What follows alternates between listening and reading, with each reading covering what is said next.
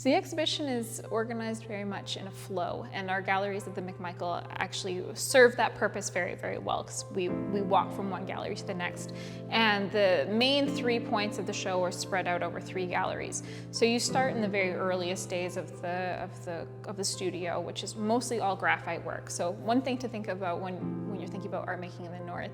is access to materials, and in the early days, pencil and paper were some of the cheapest, easiest, and quickest materials to get to the North. So we're seeing a lot of these early graphite works. And this is a little bit of an echo and a nod to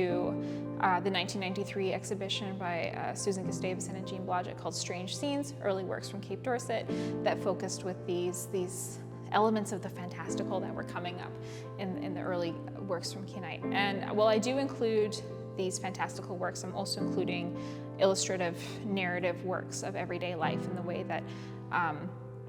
people's worlds were changing in this first decade of art making and printmaking becoming a really central part of daily and economic life in Kinngait. And there is in fact a section that I've devoted to artists either depicting themselves or depicting their others in the art making process, which is, I think, very important. So we move from these early works in graphite, and we move into the next gallery, which I focused on domestic spaces and our relationships with others and our interpersonal relationships. And the first thing that you see when you come in is this room full of faces.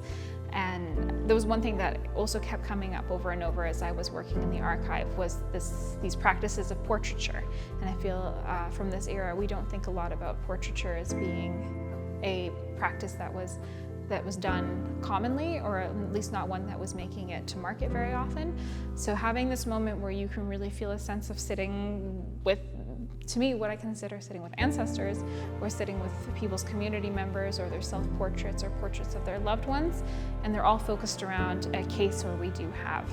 actual photographs of the artists themselves, and keeping the artists as the beating heart of this exhibition, and literally placing them in the center, with other sections spanning out around that involve things like domestic spaces in the home, gathering, or encounters with Southern newcomers and influences that were happening at that time.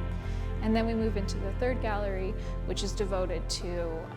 relationship with the land. And we're talking about the Nuna, we're talking about the land as it always has been and it always will be. And we're also talking about relationships with the built environment and new structures that are starting to appear